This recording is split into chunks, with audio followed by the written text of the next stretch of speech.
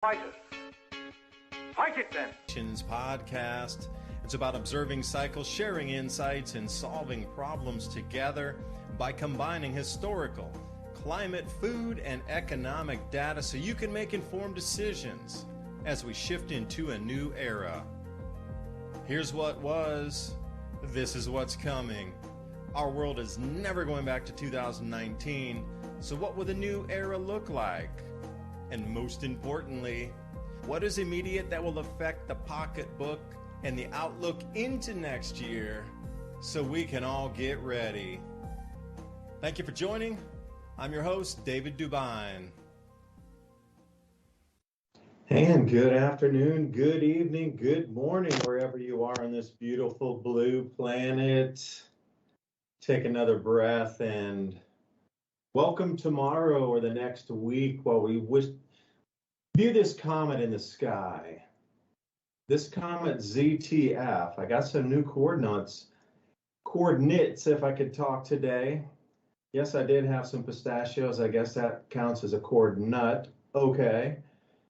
Coordinates today are showing between the Ursa Major, which is the Big Dipper, and Ursa Minor, which is the Little Dipper. It's going right through the middle of those, and guess what? Draco is right there too. And you got to think, all right, going back in ancient history, you know, how much is this talked about? The serpent, the dragon in the middle of the sky. And for those of you who follow ancient history, the Chinese followed the Big Dipper thinking and understanding it was the Birkeland current that powers our star and our solar system, so they call it the seed point of human consciousness, emanates from the Big Dipper. And there's even a worship around it called the Beidou Qixing, and that's directly in China, been for like 5,000 years. Even on the oldest of the tortoise shells, they still find, and on the oldest of the maps carved in stone, they still find the Big Dipper, the Beidou Qixing. That's how important that is. And then Draco, the dragon and the snake, serpent have been talked about time immemorial as well. And now we have a green comet screaming through the middle of those two in the heavens, in the houses of the heavens.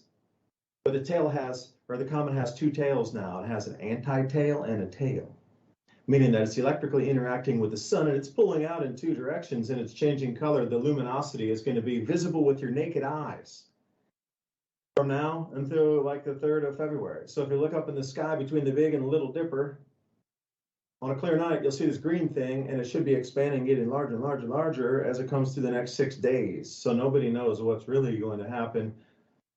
But that's what I'm saying. Take a breath and give thanks that, you know, you're able to witness something like this. Here's the kicker. This comet hasn't been around. The last time it appeared here next to the Earth was 50,000 years ago.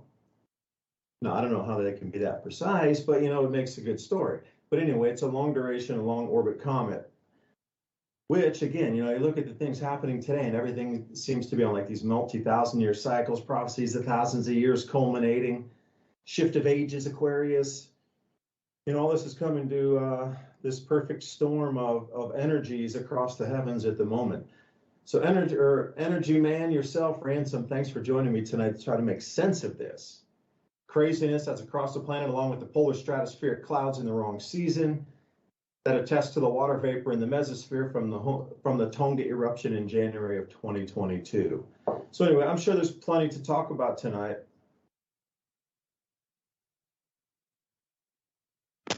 Yeah, there's lots of stuff going on. I mean, basically, there's a pharmaceutical industrial complex meltdown going on right now because of Veritas.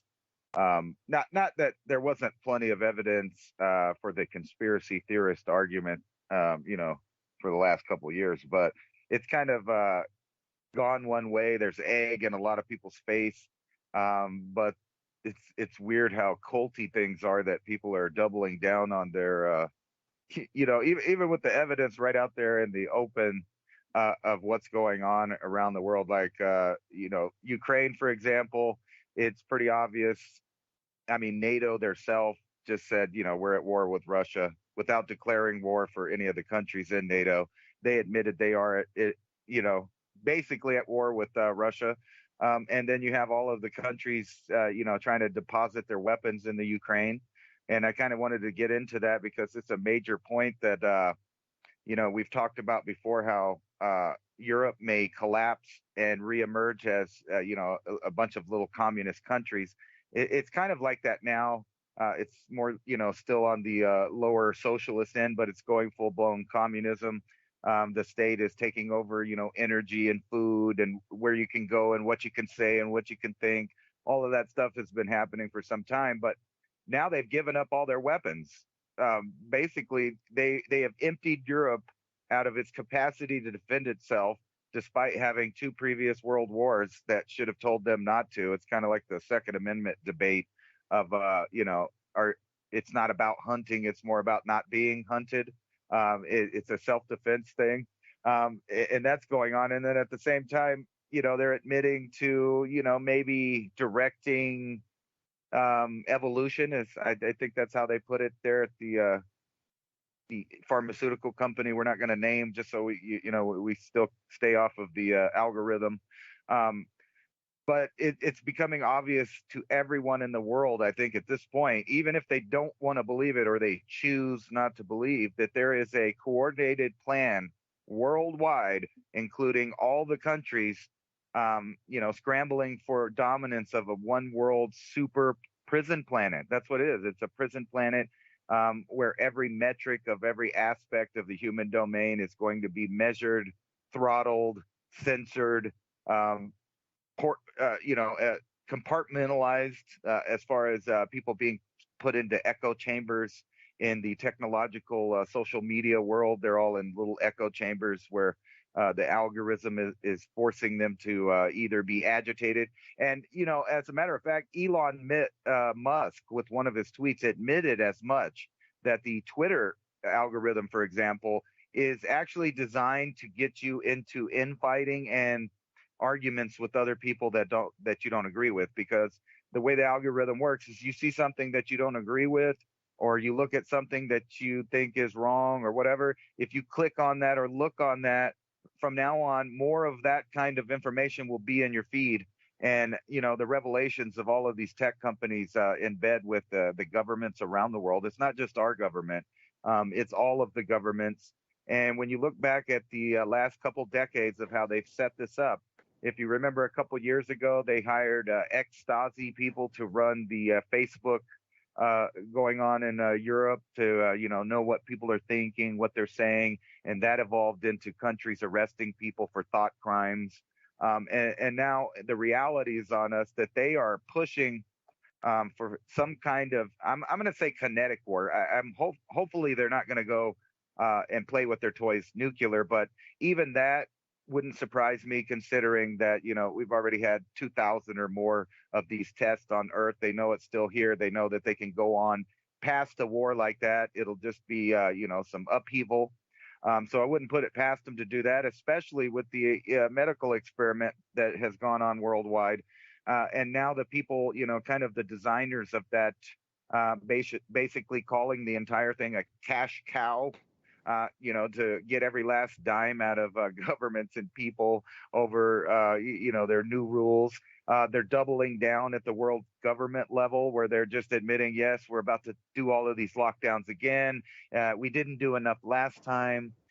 So the two sides of the coin are separating even more than they ever have, because of, thank God for the internet. Even with all of its censorship, we still have the ability to transmit information and receive it worldwide, even, counter to their effects that they've been doing. It's kind of been backfiring. And then you have all of these programs working together, while in the backdrop, they are about to starve you and poison you with food. And there's no doubt that they're doing this. They're all admitting it, from Bill Gates, you name it, that are in the bio industries, are talking about how your food is now going to be giving you the thing that you may or may not have said no to. And you know what? They don't care if you say no. They're just going to put it in the lettuce. They're going to put it in the, the whatever other vegetables that they decide to put it in. And then they're also putting it in the meat. So all of your dairy products are now going to start delivering this. And this is part of the entire new technocratic system that's emerging in this great reset. So now is the time to start really thinking about these bizarre scenarios that you may have been hesitant before and thought, that's a conspiracy theory, or maybe you thought, they're not there yet. It's not happening yet. No, it is there. It's now. It is happening. They're pulling all their little plans and programs right now to completely transform the entire planet of what you think is the world is being reset right before your very life, right before your very eyes. And at the same time, they're going to be calling you crazy for seeing it.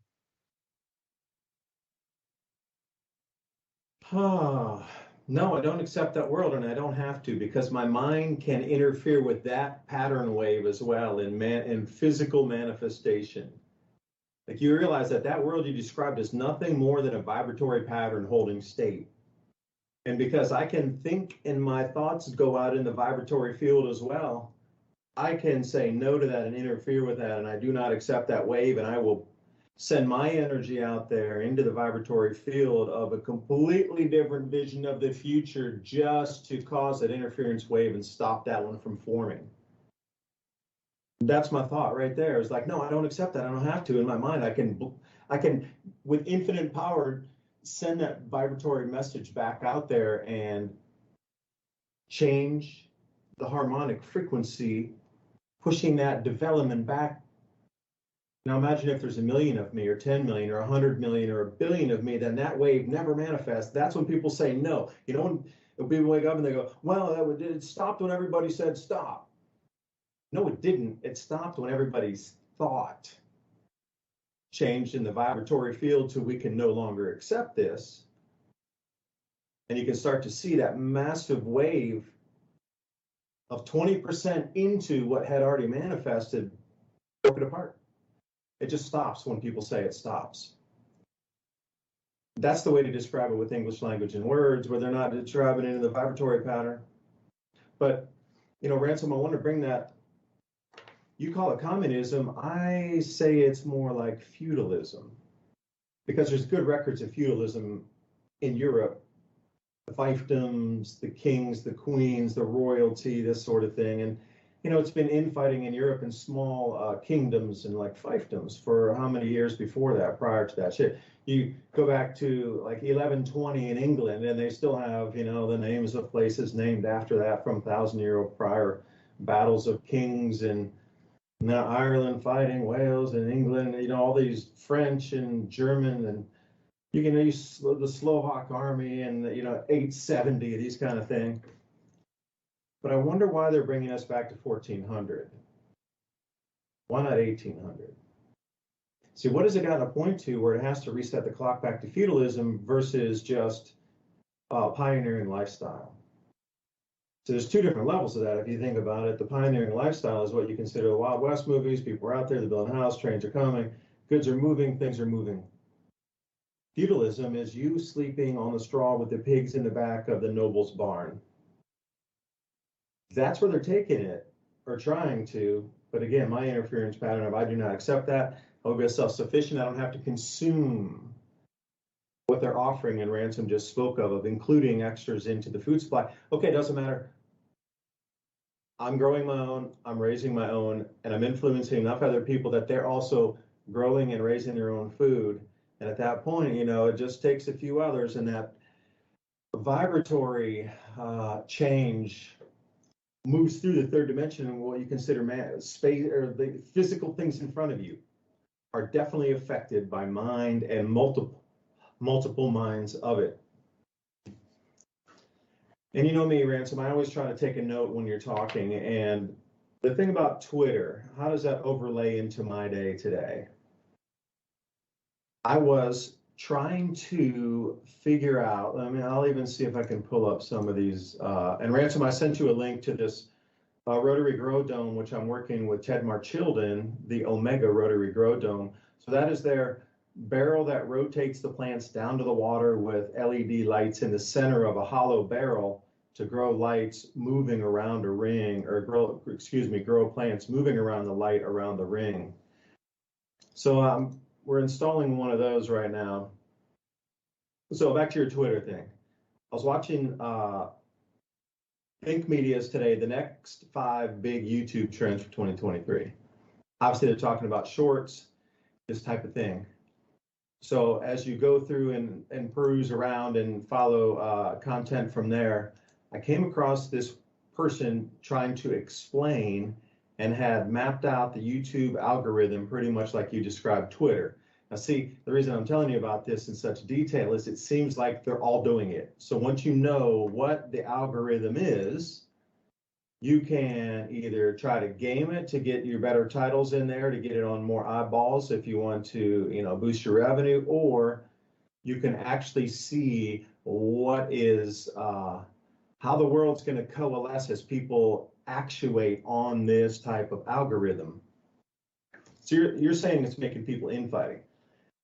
So what I have found is the way that YouTube is now working with its algorithm to put a video in front of a audience like Twitter does,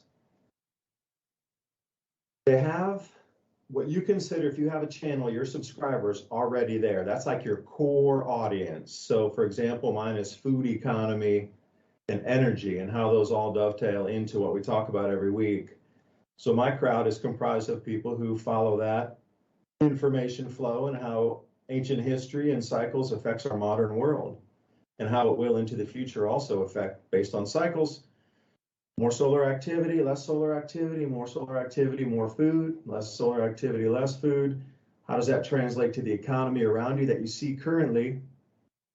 If we're coming into a less food abundant time, food's going to get more expensive. People will spend more on food and they'll stop spending on the essentials. And wow, what would happen? The economy would start to collapse around and everything would be shrunken down into, it goes toward keeping a roof over your head. It goes toward keeping you and your belly of your families full. And it comes down to security and paying your energy bills, and nothing else matters. I mean, that's a complete market shrink down into nothingness, if that's to happen. So then you can trend that out, and then you start to look, see what the crop losses are, and then you would also see how governments would behave and how they would take care or control the citizenry when those two other factors happened. Massive food price increases because of declining crop yields, whether it's from a VEI 7 eruption like we had in December of 2022 with Hunga Tonga, or if it was from a grand solar minimum onset, and they're both onsetting at the same time. Okay, it doesn't really matter the end, what's the causation, but the end is way reduced global food output and crops, especially for the feed grains for the cattle and the feed grains for the pig and the chicken, let alone to feed the humans, right? And then the ethanol feedstocks too. So you start to look, and let's go with the animals. If you don't grow enough food, let's say your field production in the southern hemisphere is down 30% this year. So when it comes into harvest time, they'll be down at least 30%, possibly more, based on a bunch of factors about the drought in southern South America and the increasing UVB that's, had taken an effect August, September, October, November of last year. That's going to be declined. Where's the food for the animals come from? There's a lot of feed. Okay, there's going to be less meat. You see how it's going? Less meat. Where have I heard that before? Yeah, well, why did they know you would need less meat unless they knew the cycle of the grand solar minimum would knock crop production, which would knock the feedstock for the animals, which would then reduce the meat supply. And magically, they were already front running it, telling you have to reduce meat consumption. It wasn't about they just started it today. They just know this cycle in history and what it's about to do. So they're trying to control it on the way down. They're riding on top of a natural cycle. That's what my channel's about. If anybody's listening for the first time, and thank you for joining tonight, spending your valuable time with Ransom and myself. So that's my crew and that's my core in my channel that listens to me. So when I put out a video, it's about that, and then they test it on my core audience first. And they'll throw it to, and they'll get the engagement, and then they'll throw it out to an audience a little bit wider around the net. So my channel might not be the best one to do it for. So let me describe to you like this. If you have a gardening channel, you're super all over the place gardening. But mainly the people that are comprised of your audience will be involved and interested in gardening of some way, shape, or form. And then if you say and then you niche back down instead of gardening, growing green vegetables. You're not into fruit orchards, you're not into berry plants or anything like that. You're only into green vegetables in raised beds, that kind of thing. And then they can niche down, and then if you were a, let's say your niche was butterhead lettuce. It's the kind of lettuce that sort of has purplish hues along the leaf tips up there. So they're going to niche down. And when you release a video, and let's say I was talking about the top 10 green vegetables to grow this spring. Well, they would throw that out to the core audience of people who are following gardening. And then if it got really good traction, they would expand it out. And they're going in 4 different quadrants of different interests. So obviously everybody who's like 100% in gardening is going to watch the video. But then they're out there with like periphery stuff, trying to feel to see who might join that conversation. So that gardening, top 10 vegetable gardening, they might throw it out to somebody who's like a family channel with kids. Okay, and they'll see if anybody in that group over there grabs onto it. And they'll move that interest level based on 4 or 5 or 8 other groups that they're tossing it to at the same time. And as it moves, with more interaction on any one of those groups, it then starts to move completely to that group to find the interaction of best of that core group over there, which just kind of gravitated to, plus the core group, which say was for gardening, and then, family house planning or some, their family houses. Okay, those 2, and then it spider webs out and it replicates that same thing. And what it's trying to do is group everybody in together in certain groups. And the way it does it is very similar to what you're doing, but Twitter sounds like they're going to do an argumentative version of the same thing. Because they're going to, I can already see it. They'll have an argument of, let's say, should there be tanks over there, yes or no? But then it'll go off onto periphery groups, and it might even throw that same argument on the feed into an agricultural group, and it might throw it into a shipping and logistics group, and it might throw it into freight forwarders and actually shipping lines, and that kind of feed of professional business inside that to get the argument there, because it affects everybody coming out of the Black Sea. And what they'll do is they'll test the engagement of any of that. So let's say they said there shouldn't be any tanks over there. Okay.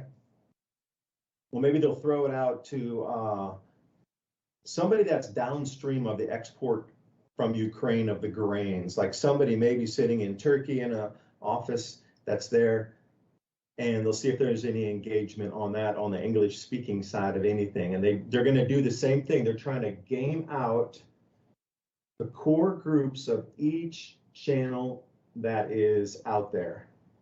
And by doing that and moving it ever so slightly as the content's being engaged with, then they're going to reach out to the next largest batch of content. Then they move you up and down the scale and to the left and to the right, and it's grouped into 3 different rings. And when you see it moving in real time, you're like, oh, that's scary, man. They're picking up everybody's thoughts in almost real time, engaging on that and pushing it. Scary times, man. That's like ChatGPT I interacted with too, which is pretty cool, but a little scary. But it seems like it's going like that direction too, where ChatGPT was something similar, where apparently, I'm just reading and regurgitating what I've read other people talk about it.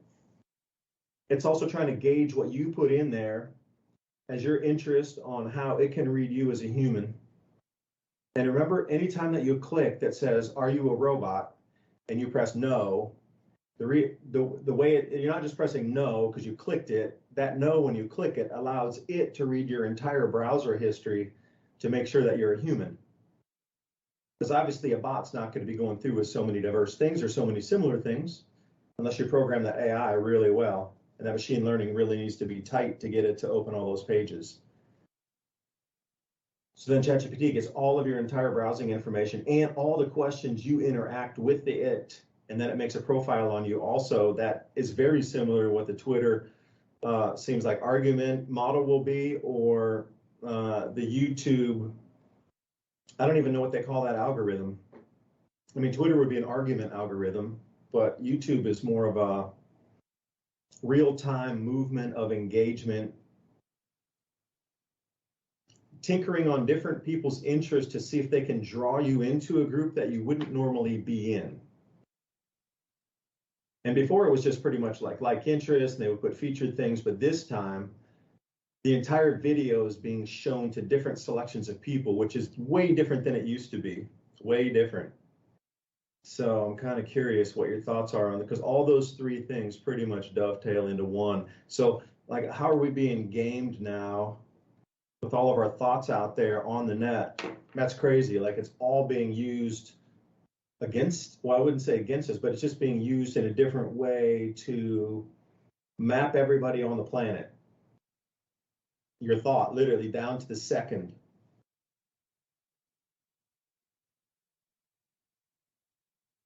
Yeah, that's exactly what it is. And that's what I was kind of talking about. And when I say communism, I mean, that's just communism for the people. It's feudalism at top. I've talked about that before. The feudalist style of government is exactly what that they want to go back to. But in order to do that, they have to depopulate to some degree, or they won't have control on their little governorships like they want. The difference being now, they're using the technology that they have at hand to manipulate their control over their little, governorships.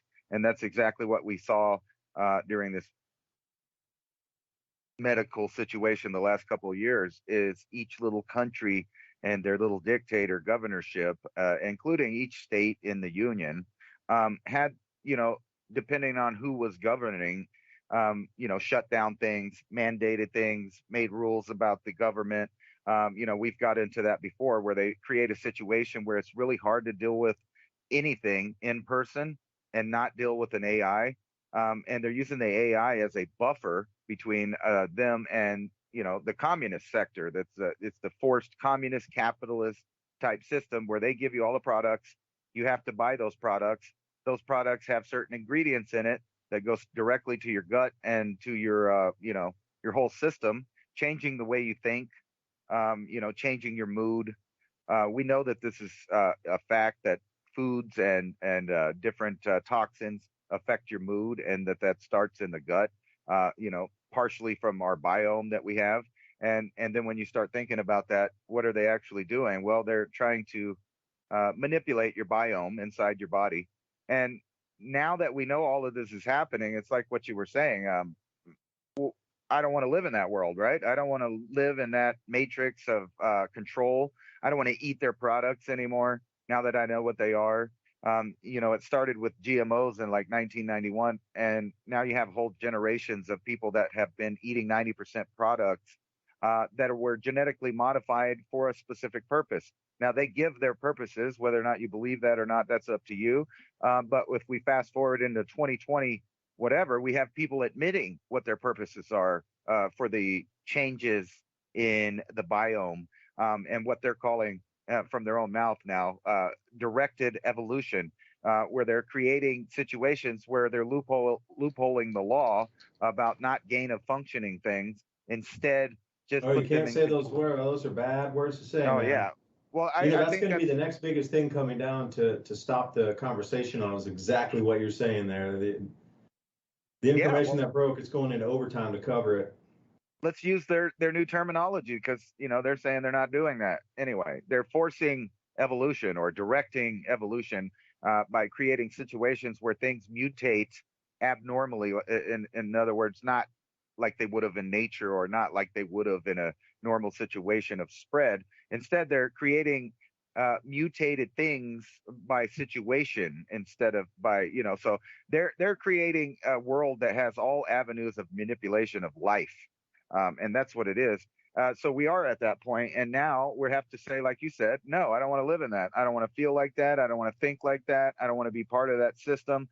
And what's the answer to that? The answer to that is to be completely self-sufficient, beyond anything that you imagined before. And I'm talking back in the days where they were still trying to pull the feudalist style government, but more along the lines of the expansion of the west of the U.S. And I know some people get, mad about that because of the way the events unfolded, but I can't do nothing about that. That's how they happened. And that's why we're here today. But now we have to deal with it. And they did have some good things that were going on back then. They probably didn't feel like it was such a great thing at the time because of all the work that they had to do. But now we know more things and we can make life happen easier because we're sharing information. And now is the time that you have to admit to yourself, I don't want what they're giving, so I'm going to have to make my own. That means you have to, by necessity now, grow your own food and find your own sources of sustenance. Otherwise, you're going to be altered by the program. And then they have it on the technological end. So it's literally the terms that they use when they say that they want to dominate all aspects of the human domain. And that includes everything from the energy that you use so that you can use your mind and create things in a standard of living that we have now, which is like having electricity, having cooling when it's hot, heating when it's cold. These are all things that they want to shut off. And there's a reason for that, is because that when a human being has all of their necessities taken care of, what they do is they use their mind. And when they use their mind, they invent things, they come up with new ideas. And as we all know, from the way that they're trying to control the matrix, so to speak, is that they want to control the ideas or stop them from happening, period. And that's where we get into this new era of two different worlds of information, where what we call misinformation, the other side is calling truth, and what they call truth, we're calling misinformation, or vice versa, or however that affects. So they essentially have the entire planet arguing the classic divide and conquer strategy, while they're changing their food, they're changing the way that they live their daily life. Like if they really shut down the amount of power that they want to shut down, and more areas become unstable, like obviously they're doing. Europe is becoming completely unstable. From what I hear, China is actually on the brink of becoming unstable themselves. What better way to make Russia also destabilize is to put a war at their front, doorstep. And then over here in the U.S., we have massive amounts of people coming up, and at the same time, feudalistic cartels. I mean, there's so many cartels now that it's hard to keep track of the names of them. And they control different spots, and they control the flow of people. And now it's becoming militarized, and where they're controlling eggs now too. I thought they were, smuggling eggs now. Yeah, I even shared a video the other day that that's what they're finding coming over the border is eggs and poultry and stuff. People are trying to smuggle food into the United States so that they could eat within the means of the money that they have available to them, and that right there should be a scary indicator. And that again also goes back to the biome manipulation, because why are they saying we're having a problem with eggs? Why are they calling a bunch of chickens? Well, they're saying this or this other thing is making it unsafe for us. So the logical next step from that is to go to the private owners of the food production, which is the next step. I mean, it has to be logically in the turn of events that they're doing, is that the independent farmer, the independent gardener, the independent chicken grower, and then we can get into, conspiracy theories recently about a lot of people growing these products at home, trying to be self-sufficient, are having issues because they still have to buy products from the matrix, and that's a source of possible contaminants that make life hard to do. So people are not only going to have to start growing food for themselves, but also their livestock and their chickens. And we have to go back to a world that lives off the planet, but they know that as well. And that's why they're aiming for a less populated world where they can have easier control over every individual person on the planet. Yeah, and you wonder why all the changes right now. Well, if we go back to the grand solar minimum and these cycles that reduce food production globally, you have to ask yourself why right now. These same events could have occurred 10 years ago. Why wait until this decade to do it unless you knew this cycle was here this decade?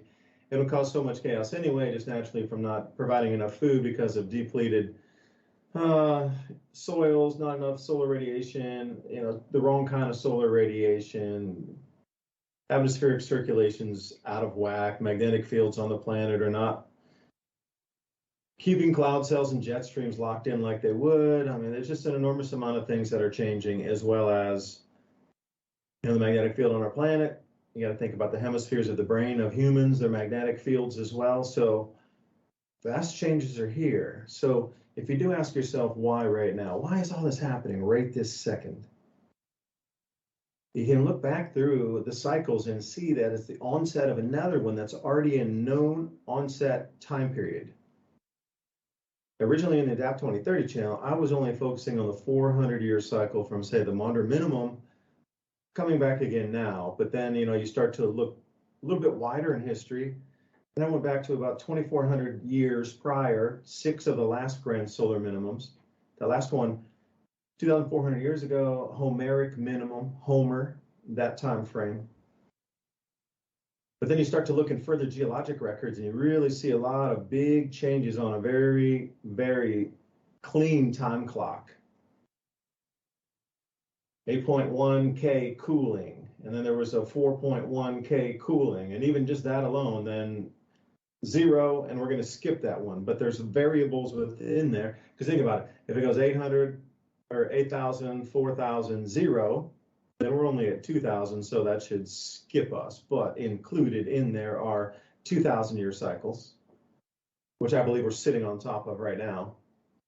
But then intertwined in there was the original 400-year cycle that I was looking at to show that there was another one starting now, and it would be that alone itself, a 400-year cycle, would be enough to disrupt everything enough where, well, society would have to start over just based on the past. What happens when a food production drops out, even in what you consider agrarian societies? All these other grand solar minimums happen when the population of the Earth was under 1 billion. Most people grew most of their food, and there were still vast amounts of movement of people because they couldn't feed themselves. That kind of weather change. So you got to put that in context for a second here. Now we have 8 billion people. Technology is better, obviously. But why now? See, then you start to understand, yeah, this makes sense. Why all this is happening now? Because they're positioning, and I would say then I'm talking about the elite parasites, to try to maintain control coming out the backside of the cycle change. And yes, for some it will be a cataclysm. For others it will be a birth and a renewal. Any of these cycles that you see when they come to completion, I mean, well, what do you think about a year? You come to the end of the year, it's the 31st, Happy New Year, things are kind of set and new. For the best example, day and night, you wake up in the morning after an evening or a full day before. Well, it's going to be nothing more than that, except this is a 2,000-year cycle. So what happens? Well, society is going to change greatly anyway. And another thing, China has collapsed. The last 10 of these grand solar minimums. Now, if you do classical research on this same subject, Homer minimum, the Homeric minimum, is pretty much, I mean, the details are terrible. There's hardly any information going back, basically word of mouth, that you have to believe from some scholar who said something in the British from that studied far back to the Phoenicians. All right, that's what we're supposed to believe. And yeah, there's some written record, very, very minute amount of information about that time period, anything back. But the Chinese kept pretty good records on their society going back 4,000 years. See, that's the difference. China kept amazing records for 4,000 years. And there are other cultures around India as well. But when you swing over to the West here, it's like, what? It's scraps of this and a broken head off a statue over there is to define a time period for us when it goes back 2,500 years and past, 3,000, 4,000 years ago, 5,000 years ago. Come on. Give me some solid, and not, it's hearsay at 5,000 years, It was the same with the Clovis people. And Ransom, I know you about the Clovis people. It was guaranteed that 13,000 years ago, that was it. That was the oldest. And then they started finding layers that were 25,000 years. And I forget the doctor's name who did the research on the Parna Point site, I think was the area. They basically destroyed him, ruined his reputation. He had to continue his digs on his own with his own finances, and then he proved them all wrong. But now they're finding layers at 130,000 years, which makes sense for me because that's the last interglacial. So if you want to go wider time frames than a 2,000-year cycle or a 4,000-year cycle, go to one full glaciation period. And see, even in North America, they still found a full cultural layer at 130,000 years ago, which it would have been them entering into the interglacial of that period some 118,000 years ago. See, that's the kind of stuff we're missing. What happened to the last peoples who were in this interglacial? I mean, does it even really matter? We're sitting here now with our tech that's about to get squeezed, pulled, broken, depowerified, if that's a word, or unpowered. Directing evolution seems to be something that is, it would be easier to do if you knew the cycle, that's for sure. Like if you had that advanced information, you had just not even advanced, but just the information of the cycles.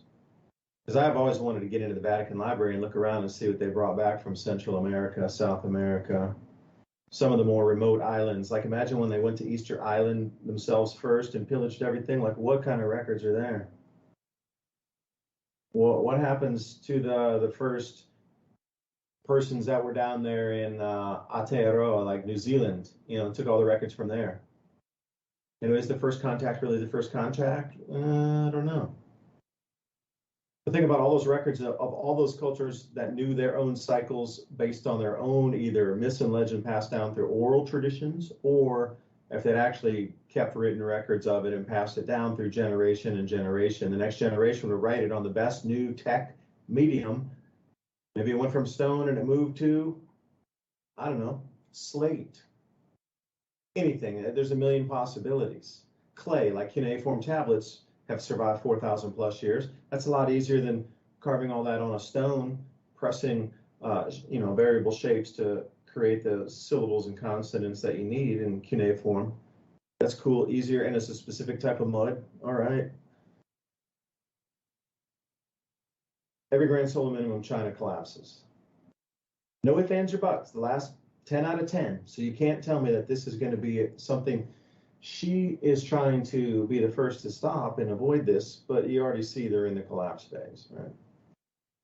They were trying to get the grains from Brazil, direct delivery, going around South Africa and then up over through the Indian Ocean to try to see if they could get a direct trade route with Brazil, cutting their reliance on American grain. But they already realized that ain't happening. So they're stuck, and they just don't have enough food. So you look at all these lockdowns, you go, really? Was it about that, or was it about limiting people's calorific intake per day?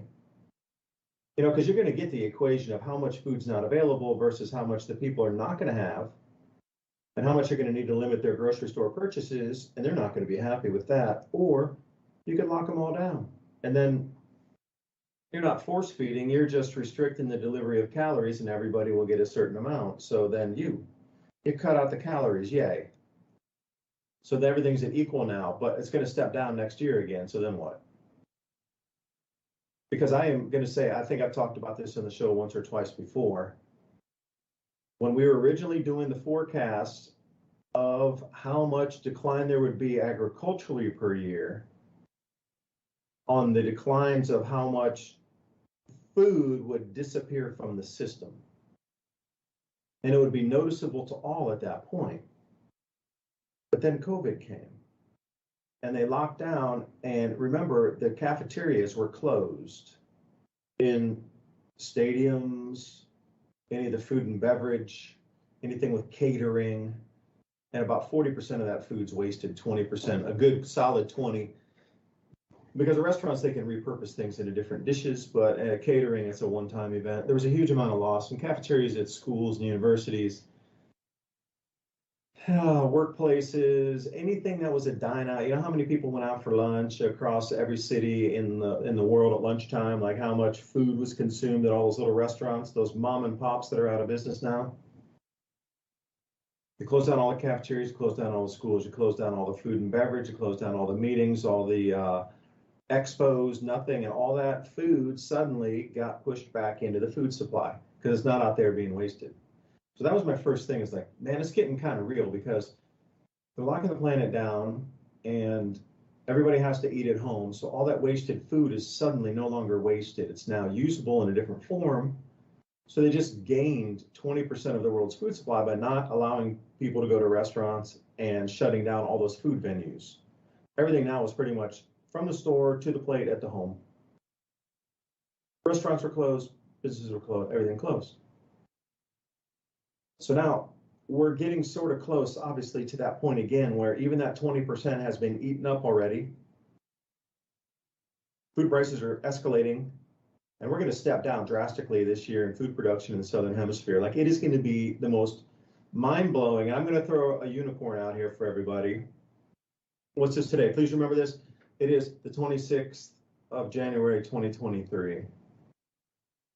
I am predicting that in August of this year, August, September, October, November, the ozone hole season in the Southern Hemisphere will be a catastrophic collapse of ozone, unlike anything ever seen or recorded, ever. It'll be so fast, so ferocious, so all-encompassing that it will make the news feeds across the planet. That will be your key indicator that we were way ahead, a year ahead, on the UVB damage from the barley crops.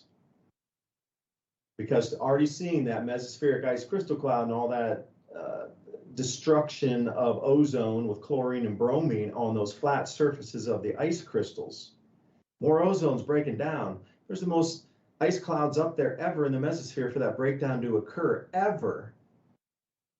By orders of magnitude, not even 10 times more, like 1,000 or 10,000 times more than normal up there.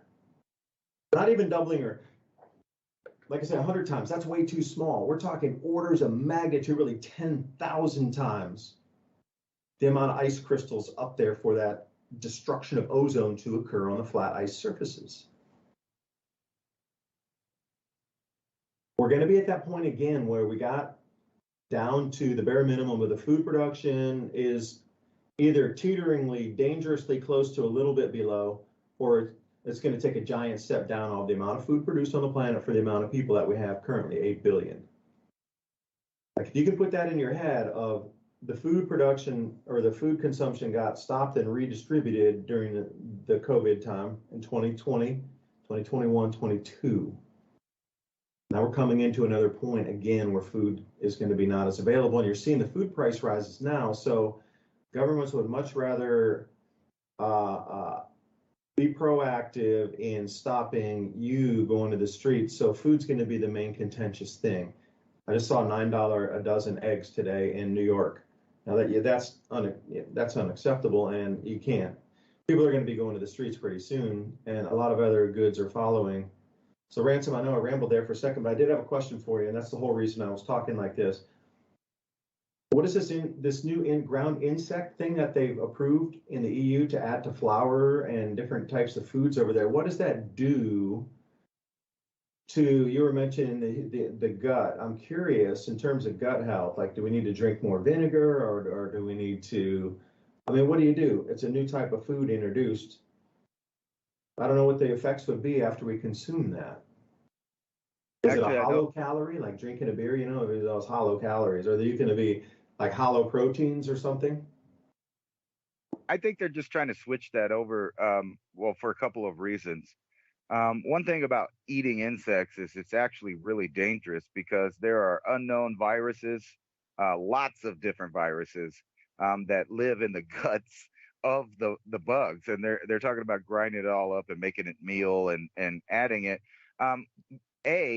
They get to reduce prices of grain that they don't have access to, so they're replacing a percentage of the food, the real food that they were using in the ingredients, with things that are now that they're going to use to replace that. That's one thing. But another thing is let me throw you this weird idea that I see coming really quick, coming up in our near future, is something that they're going to be pushing. And you've seen all the crazy ideas that have been going around, something new to science, you know, ideas that just don't quite click with what we grew up knowing is common sense and scientific method and things like that. But this is a paper or an article from the World Economic Forum right here. and it's talking about how artificial intelligence is helping us decode animal language. And you get into there, and it talks about, how that they could use this to talk to the elephants, talk to the dogs, talk to the cows, etc., because it decodes maybe the meanings, and somehow that we're going to allow the animals. So mark my words, the animals are going to say they don't want to be eaten. They're going to say that they don't want to be eaten. And then not only can we not eat the meat because of environmental reasons, we can't do it because of legal and moral and animal rights reasons, right? And why do I know that they're going to do this? Well, because they're already prepping us for it in the way that they're trying to give us, lab-grown meat, lab-grown chicken, etc. They're trying to replace everything that we eat with some kind of product that we can't get without going through them.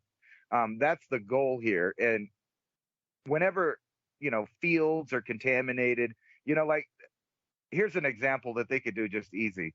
Maybe I should be in an evil think tank, but as it stands right now, they could launch, I don't know, 10 or 15 neutron bombs, blow up several cities or areas. And then all of a sudden that those areas, they'll say, hey, that's radioactive, despite the fact that they use the technology that is not going to leave lasting fallout or radiation. How are you going to know that, right? You're not allowed to go there. We can't grow there. Don't worry about it because we have, hundreds of thousands of tons worth of bugs that we've been growing in vats. And we got this lab-grown meat. And besides, because of the moral, all of the animals are dying and stuff like that. We're the sixth great extinction. So we got to save the planet by not killing the mammals and stuff that we usually eat and we have been eating for thousands of years. But instead grow this stuff that we made in the lab. Lab-grown meat moves closer to American dinner plates. And what they're going to do is just throw it out there just like they did the bugs, like they're doing the bugs in Europe right now. So think about this. You have the people that are convincing you that there is, all of these measures needed to be taken because of some epidemic that happens that just so happens to give them the power to lock everything down. At the same time as they're saying that you have to close down your farms, you're going to have to get rid of your cattle because, they're farting and it's destroying the atmosphere, or whatever lame thing that they come up with. I mean, think about it. We live in a time now that climate change has got so bad that it went from storms, flooding, and global warming all the way over to its stroke season. Think about it. Right now, it's stroke season. Did you guys know that? It's heart attack season. These are things that are happening now. Because of climate change, you might just have a stroke this time of year. You might have a heart attack this time of year because of climate change. Well, that's weird how the climate turned from weather phenomenon over to medical conditions, but I digress on that. But it seems like they do have a plan, and they've already got it covered in all of these little areas of think tanks. And a lot of people think that they're going to be untouched by it because they've been dabbling or gardening or whatever as kind of a hobby. But the fact is you guys are going to the store and you're buying all of the stuff that you need to have these farm animals, and you're going to the store to buy all the stuff that you need to grow your plants, your fertilizers. You're using a lot of products from them.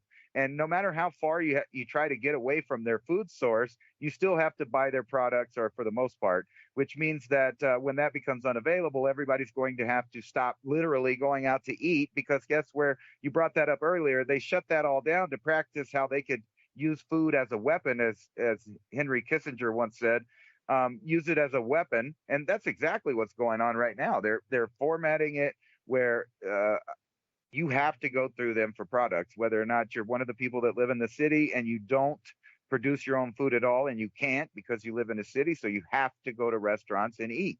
So that means if they have any new mandates, they just shut down the restaurants, they shut down the food. But don't worry about it. They can give you a little printed digital card, which they're already doing in the states that have welfare programs. They send out a little temporary card now. It's not even like a permanent credit card like they were doing for a while. Now it's just a ration card. That's exactly what it is.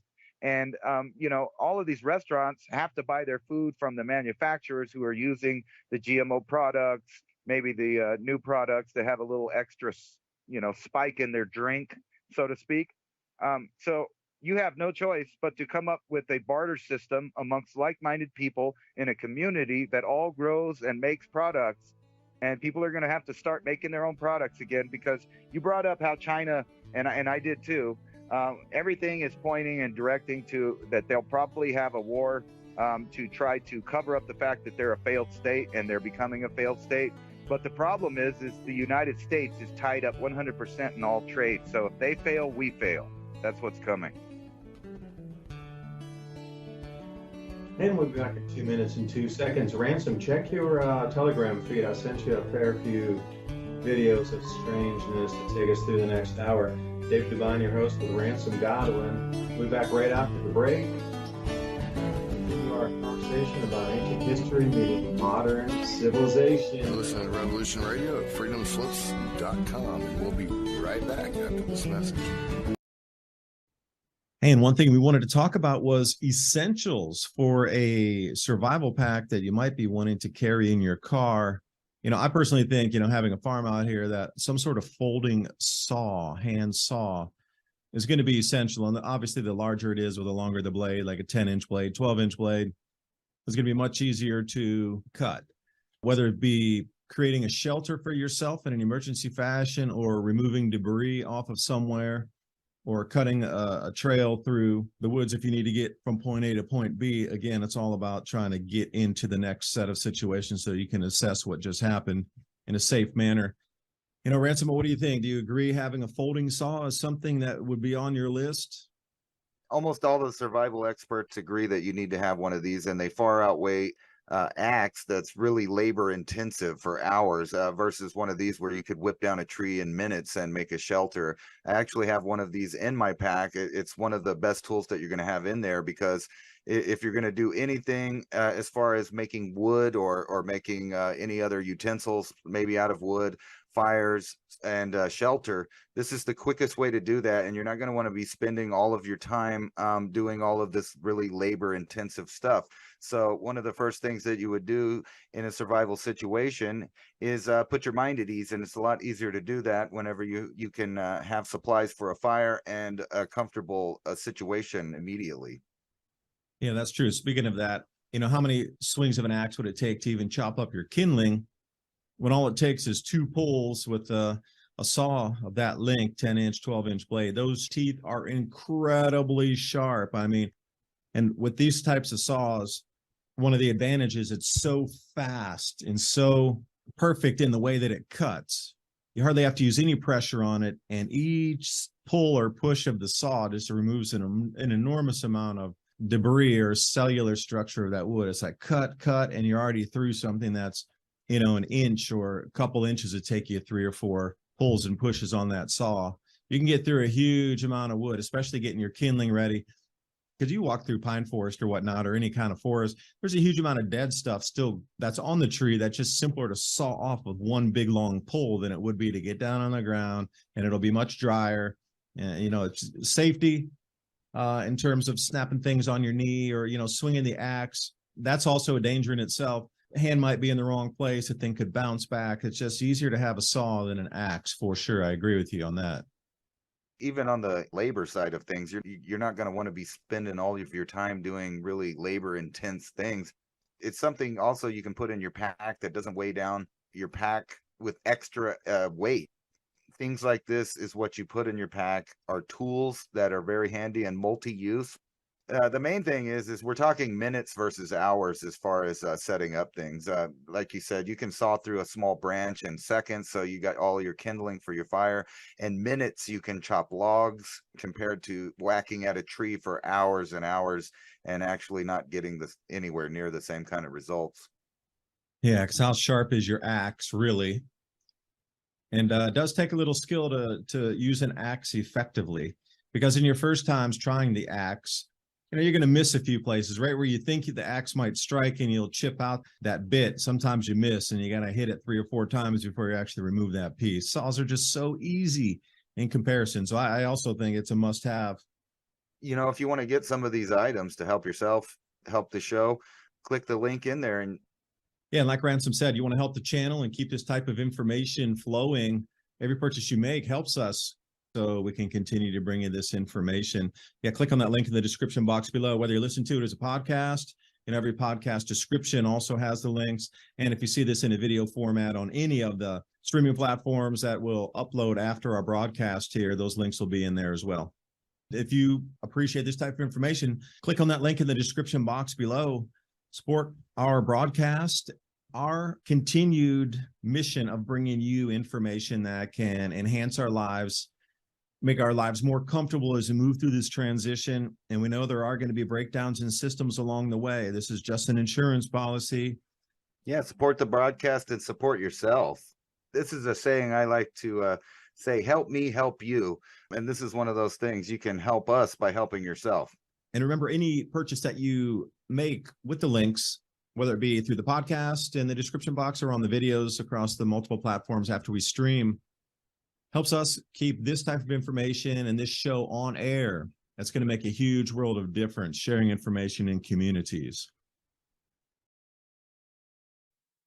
First hour, talking about the cycles through the last 1,000 years and how we come to the precipice again, and all of the things culminating around us that we see in the world are nothing more than reactions to a known cycle, and how governments might try to control citizens when food's less available, and also the transition of the economy, because through history, these grand solar minimums and these cycles that we're entering, the economy just shifts and forms and it takes a new way to trade, and what's considered value it shifts, it changes, has every time.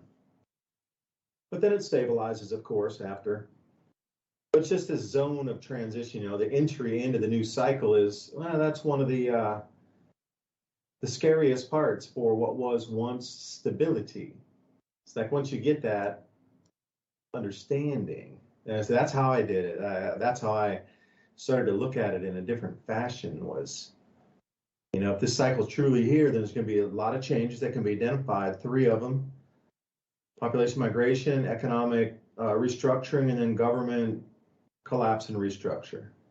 Because see, the way that you would rule over citizens would be different each time as well. And that's really interesting, because Ransom and I were talking about this the last hour, that it seems like, we're being poised in positions back to feudalism.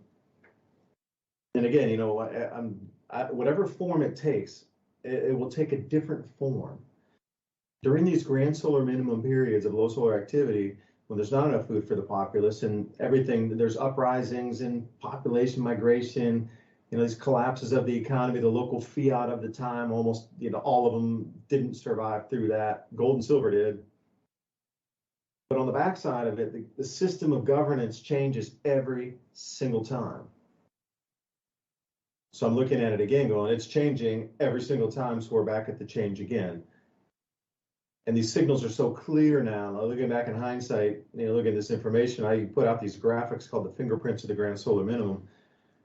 And what's happening around the world is you're actually in the center of the fingerprint right now. Because the cycle's onset already. We're in the beginning. The cycle's begun already. We're not waiting for it. It began somewhere around maybe 2017, 18, very starting to get measurable. 20, so measurable that everybody's going to see it, that you can't not see it. It's so in play. Look how far down it's come in terms of all the events across the planet, whether it be climate or whether it be government or whether it be whatever society and civilization. In the last 2 years, you've seen more change than probably in the last 100, minus World War II. These kind of drastic shifts just don't happen because they can. These are forced changes. Because stability, the elite can milk more wealth without having to control populace. And for them, it's easier management system as well. If you want to look at it that like a farm, the earth's a farm, different farming management techniques for individual countries. Communism, democracy, socialism, constitutional republic, whatever way it is, it's a farming technique to control the citizenry for output. If you look at the farm, Earth is a farm, it's kind of the way you'd have to look at it.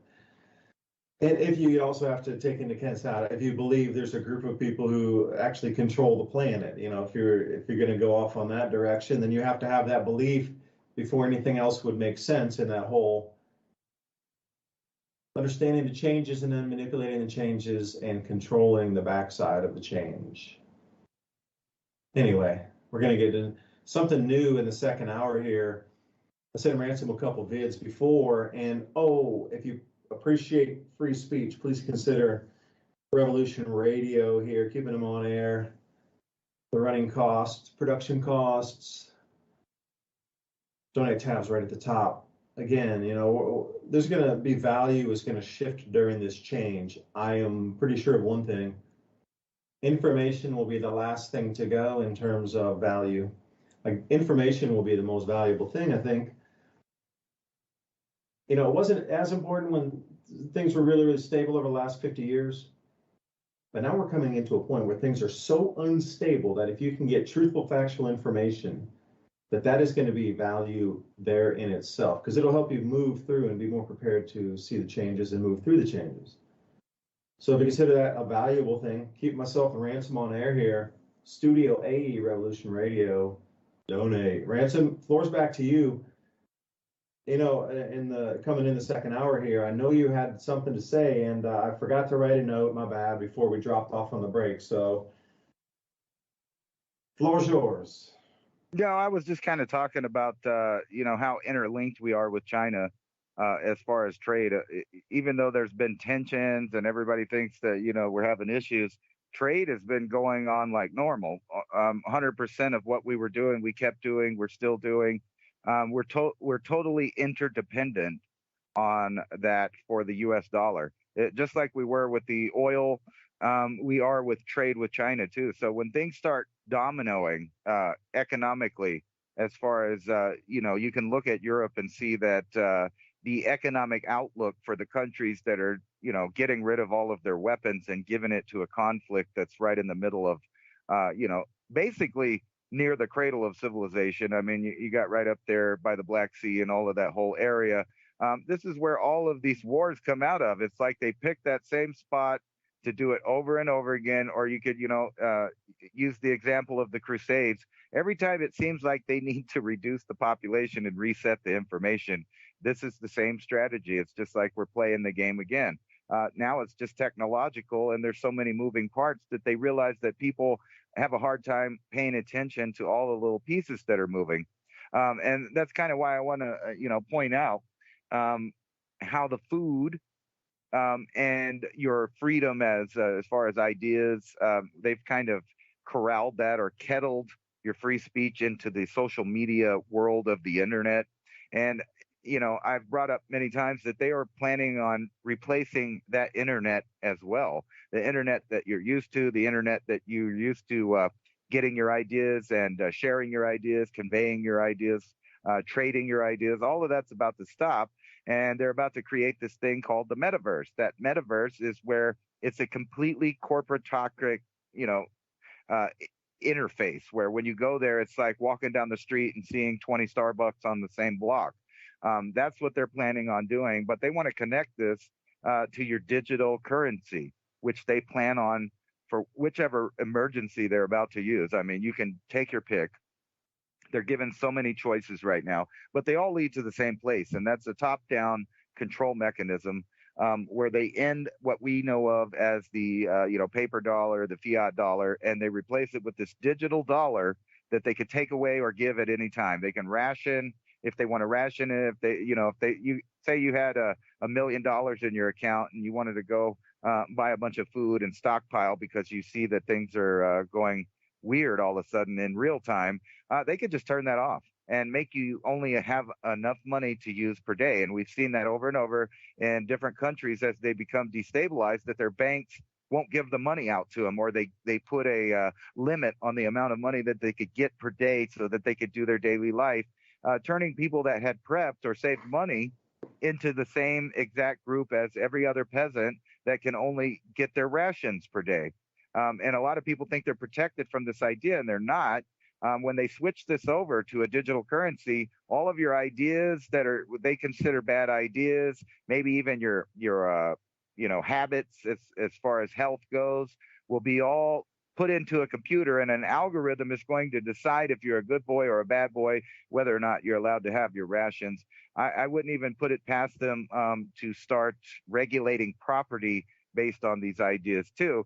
But first, they got to finish with the setup. And like you said, we're not waiting on it anymore. It's happening. Every move that each government makes is about either hoarding their own supplies or cutting off the supplies to the public. It sounds conspiratorial because it is, and they put it in your face. So there are still people all over the planet arguing whether or not there's this group running things when they literally meet right out in the open, and they come from all the different countries. They go there, all of these corporations, the news media, the bankers, all of them get together and say, hey, what are we doing for the next couple of years? And what they're doing right now is obviously culling the population through a multifaceted, full spectrum attack on population. And they're doing that with war. They're doing that with the food. They're doing that with sicknesses and destroying the immune systems planet-wide. So now is when the rest of us that know this is happening have to stop the denial and act like it's not actually happening and don't worry about it and let them keep incrementalizing this nightmare system. And now we have to start bartering and all that other stuff. You sent me some videos that kind of, I saw one, I couldn't figure out how to copy the link to show it, but then putting up anti-aircraft stuff on top of a building. And that's what's going on in Russia right now. They're preparing to be invaded, obviously. I don't think that they'll actually, go to the point where we use the style of nuclear weapons that, have a 50,000-year shelf life of radiation, the plutonium type weapons that they use. I think what they'll do is they'll go with the non-lethal type, which will further scare the rest of the world. And we're already dealing with these ideas. And now they're admitting to creating it and so to speak, or directing it. And that's what I've been saying for, show after show, is that's exactly what they're doing. They have a plan and they're implementing it. They're not asking anybody for their permission. So we need to start implementing our plans, which involves, taking your health and your diet in your control. And it's going to become harder and harder, but you have to ease away from these products. You imagine if, it really becomes a reality and dawns on the population what's going on just from a health standpoint about the food-like stuffs that they serve in restaurants and grocery stores that aren't actually food.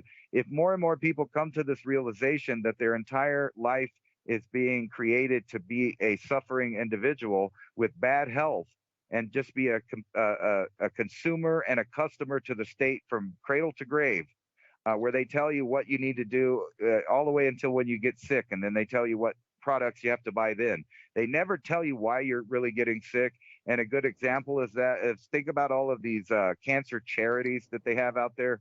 Let's race for the cure. Let's do this for the cure. They always say it and they word it in that way.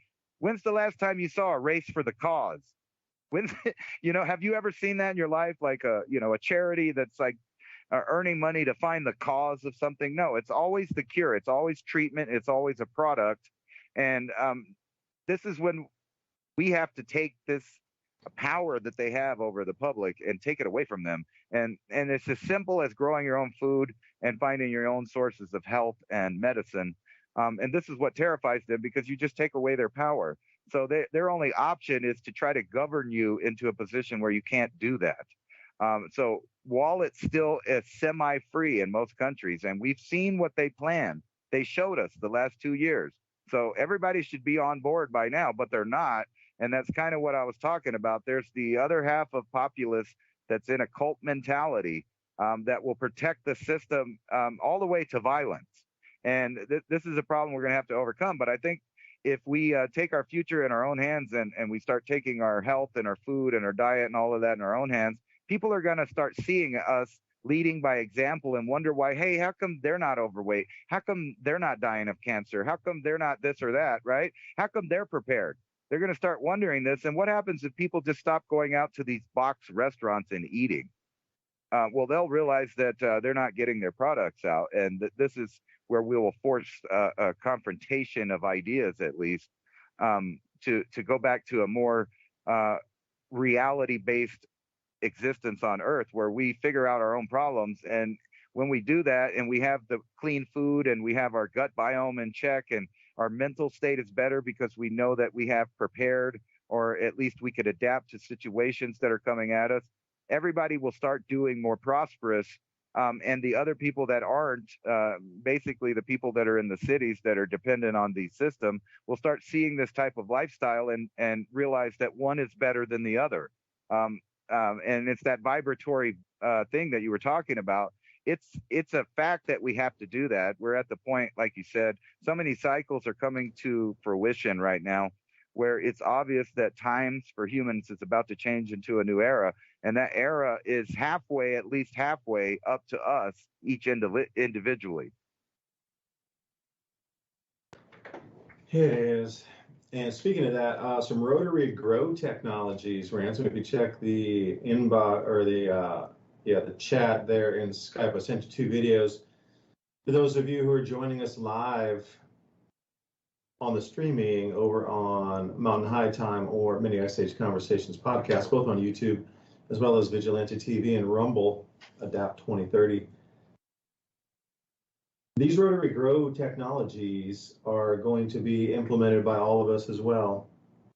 You know, the solutions that you're going to have to try to get responsible for yourself are going to have to be way more efficient than the old ways that we did it. So you can do it, you know, with these vertical plastic pipes and, you know, put LED lights up and down, and it's pretty much a DIY system. But again, you know, I'm worried about contamination on the plastic, because I'm not sure. It's in a grow medium, but again, you're going to be in plastic. And then what happens when the plastic breaks? Okay. You know, but in the beginning, these efficiencies, and then the rotary grow drum is in rock wool as the barrel spins around the center. That, Ransom, that's the first one I sent you there. The light rolls around. You know, they're silent. They're LEDs. Yeah, it takes a little bit of energy to drive a motor. So what are the efficiency gains? And again, you know, if you're going to do this by yourself in one home, how many people do you have and how many rotary grow devices do you need, like from Omega Garden or whatnot? How many of them do you need to feed a family? How much additional rock wool will you need? What kind of seeds, all these things, the fertilizers for to grow everything indoor. So if you're not on supply chains traditional style, then how do you get all of this? Is there a way to make natural rock wool from things around in your own environment that can mimic rock wool? Or compressed matter, because when I was in Taiwan, they were using coconut coir in tubes, and you would pour, they drilled, you know, 9 holes down a vertical tube of stainless steel. And they had coconut coir in the middle, and wherever they drilled a hole, you pushed your plant in there, one seed, and it germinated in the coconut coir and then popped out. But the water was at the top, and it had to have that medium for the roots to grow in. So could you replicate that by, you know, finding some dried leaves and dried whatever around your own property, or some mix of that? You know, what about rock wool? I mean, what's that replicable as? How do you make rock wool? What percentage of something is it to get the draining factor? You know, what kind of silica do you need? It will affect the plant root uptake of the minerals, and, you know, to figure these things out. But it's all going to have to be automated. That's the thing. To get the efficiencies where we can be self-sufficient in this day and age, we're going to require the efficiencies. You're not going to be bending over with a hoe 6 hours a day weeding the thing. We're going to have to be growing it in where there's no time spent weeding at all, but it still has to have the same nutrition content. And I'm sure, you know, during good summer days, you could wheel these same devices out and get not only the LED in the evening, but also the daytime regular light, what do you consider out in the middle of the day. You could, pest control would be way easier. You wouldn't lose much to pest. But again, you're going to have to set aside a space for that, whether it is, or whatever it might be, part of your house now is a piece of furniture. Like, how can you incorporate other stuff around there, but keep in mind there's water around it. It's going to be a more humid little microclimate there. And also with the neighbors, I mean, who knows how to repair? Let's say this is driving on a regular small motor. Does somebody know how to repair that motor? And I don't even know what kind of motor it would be. Just something that has a couple of gear wheels on it that could move. but still simple in terms of engineering and electronics and things, like a motor just to spin something slowly with gears is going to be a simple repair compared to almost everything else. But I certainly don't have that skill. Could you and think about the skill of maybe rewiring an alternator on a car? I know, Ransom, you can do that. You can start from that first strand of copper wire and then rewire an entire alternator to start producing current again. That's a skill set. So these things are all going to be learned in time. But I didn't like to see that, Russia's actually gone now to the steps of starting to put anti-aircraft batteries on all the buildings in Moscow and stuff. So, like for me, as an uptick in terms of the next step you might want to get ready for, because that's a huge signal that something's about to flare off way bigger than it has been to this point. Because you don't go to that extra time and effort to put all those anti-aircraft batteries on the tops of buildings in a city unless you really think there's going to be a problem there. So for me, that is a huge, huge step. You're putting anti-aircraft protection around your capital city. Okay, something's up with that, really. If you even just look at one sign, that would be it. So what if it were to go off? What if it does start as just conventional? We'll just leave it at a conventional war. How much would it disrupt your supply chain, and how much time would you have to get to the bank to actually get physical cash out, or get that cash and turn it into something else? Because as soon as that were to happen, really within 12 hours, the stores what you saw for toilet paper battling or whatever, and in the beginning would be nothing. So people were really going for the food this time. The smart ones, at least. So then what? Then it comes back to your supplies will eventually run out, and you're going to have to start thinking of ways to replenish them. That's the whole thing. Think beyond the prepping. The prepping is just like a basic step, like getting you out of your situation. If you need a go bag out of your car, or you need a get home bag, that sort of thing. That's to get you to the next phase so you can really assess what's going on. Get out of the emergency phase and get to an assessment phase. But to move through here, then what? Prepping is your assessment phase. That's it. You're going to have to be thinking the replenishment phase. You need to skip past that prepping thing. That's only an interim step. Just like cryptocurrency, a lot of people are talking about crypto and central bank digital currencies. Okay, distributed ledger, these sort of thing, liquidity on demand. That was RippleNet's on-demand liquidity protocols. XRP, but they were eventually going to move, this was around 2030 or 2032, to Hashgraph. So cryptocurrency, what you know, is only an interim step to Hashgraph. And the way that it's a quantum computing ecosystem of instantaneous settlement amongst all instantaneous, anything that's connected to anything can settle instantly. Like, you know, right now with crypto, you got to go through a fair few steps to get it. It's faster, way faster than banks and Swift and everything. But in terms of everything transacting and settling amongst everybody at the exact same time, in the exact same seconds of settlements, and every single second it's zeroed and resettled again. That's Hashgraph. That's where they want to take it to. Because then everything can be tracked in real time of literally where you are, what you're purchasing, if there's anything in your body that could measure intake of foods and this sort of thing. It would all be in real time, literally real time, every movement on the planet of anything consumed or bought or sold. That's Hashgraph. Now, there might be different names for it in terms of, I'm sure it's going to blend a few more technologies that I haven't heard of or I'm very unaware of, you know.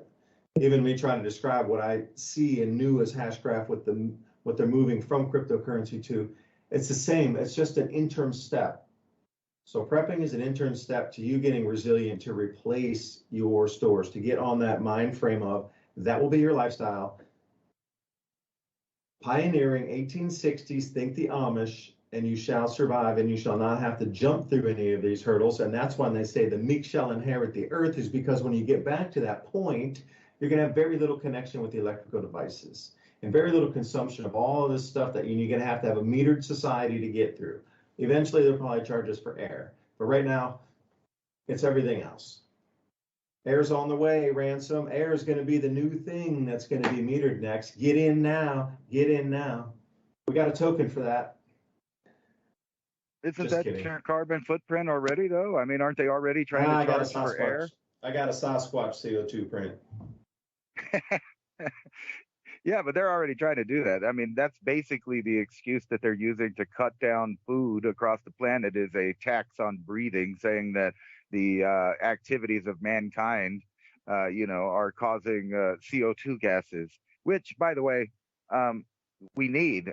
Is that something we're going to have to hide, in the future? There's going to be little farms hiding and they're pumping CO2 into their, greenhouses illegally.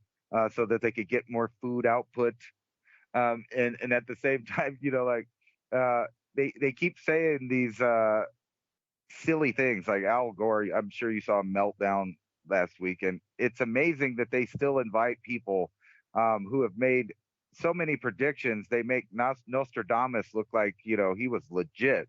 I mean, Al Gore was so far away from all of his predictions. You would think that I don't know if there's a word for the opposite of psychic, but that would be him. But you're Cramer. Invest the opposite of Jim Cramer, and he'll be hitting it. The same thing, right? Right. I mean, these people they're kind of gifts, aren't they? I mean, to the public, for any rational, critical thinking person to realize, hey, well, this person keeps saying stuff like for years and years and years, and none of it happens. So he must be lying on purpose, or he's just,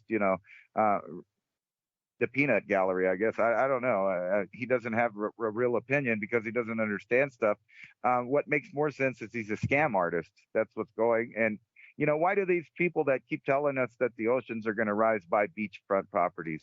Why do the banks keep investing in those areas? Why do the insurance companies keep covering them? Well, the truth is because all of those industries don't believe in it, and they know that it's a sham. And the idea that we cannot grow enough food or have enough food for every living person, even with the 8 billion people that are on the planet right now, is preposterous. We know that's untrue. It's regulations, it's mandates, it's government control, it's government activities, it's banker rules, banker lobbies that make certain situations happen. And they're going to govern us into a famine. It's not a real famine. Like, there may be cycles going on that will reduce the amount of production that they could do if they were trying to do it 100% and actually accomplish it. But the truth is they're not doing that. They cull their own animals. They turn in their own vegetables. People are paid not to farm. I mean, and that's just the tip of the iceberg. And then you mentioned, like real environmental things that will reduce population through not enough food growth, and they know that that's happening, and they're betting on it. They're using these programs to even further sell their products, which I brought up a while back that Bill Gates was talking about how they were going to have to move their crops around the planet because they're environmentally sensitive. So they were already talking about yanking farms and moving them someplace else by 2030 and 2050. So they already are banking on this idea. And if you take these people at their word, it depends on what you're listening to, because, on one end they're doing something, and then on the other end they're saying something. I'm one for following people's actions and not really what they say. So what are they doing in the background? I don't know. Making products to fit niches that shouldn't exist is one. But let's get more basic. What is like Bill Gates and all these billionaires doing in their free time? They're making organic seed vaults. They're saving DNA from all the animals. Why would they be doing this unless, like I say, they're trying to control every aspect of it? And, you keep hearing these ideas come out from people like Fauci, and we saw it happen in China, where Fauci's talking about, what? The next thing is we're going to have to delete all of our pets because, they might be carriers and it's hard to control the populations of them. So, you know what? We should just euthanize all our pets. And that's along the same line of thinking as the government trying to tell you which farm animals you can grow, like some of the more wild species that grow hair. You're not allowed to grow them in certain areas because they consider them wild. even though they're not. People have been farming those same kind of pigs and, sheep and other things, goats. And now that we're in a position where even though all of those people out there are farming, the producers, the ranchers, the herders, whatever you want to call the entire spectrum of people that produce food, they're buying these products from these companies. So they're in a weird situation where they're going to have to go back to more older times on how they feed their animals, so that there's clean food sources for us. And that was really an amazing thing that you showed there. I played the video of that. That's the kind of ingenuity that I think will bring us into the next era if more and more people say no to this nightmare system and start being innovative in creating more easier ways to do things, smarter, not harder, but incorporating some of the old skills also, the old know-how that, they used to read in the Farmer's Almanac every year. Like, they were pretty good this year. They said it was going to be a cold winter. Every indication was it's going to be a cold winter. It's pretty cold so far. There's enough water to replenish most of the droughts that have been happening. And I don't want to bring this back up, but, I keep wondering what happened to all that stuff on the Mississippi. Is that still, have they cleaned it up? Have they moved it? Or is this an emergency about to happen? I don't actually know because I haven't looked back into it, but what's going on with all of these shipment situations that kind of stopped getting talked about? Earlier at the beginning of fall, we were talking about all of these grains and different things that were kind of stuck in places, reduced rail line activity, reduced trucking and things like this. And now it's probably most likely going to have severe flooding throughout the central United States and even in the West, because all of this snowpack is going to melt. And then they'll be saying that that's climate change because of the flooding, even though this is a cycle that we see happening all the time. But now we're going into new cycles. So what are we to expect if our magnetic field continues to collapse as far as food production? And how does that benefit the people that are pushing out their plans right now? In my view, it's right on time. So I don't think any of it's an accident. When it comes to these little plots that they're doing and they have been doing. I remember, 20 years ago when people were first talking about Agenda 2030 or Agenda 2020. Now, all you have to do is go look at those things, read them, and see if that hasn't mostly happened already.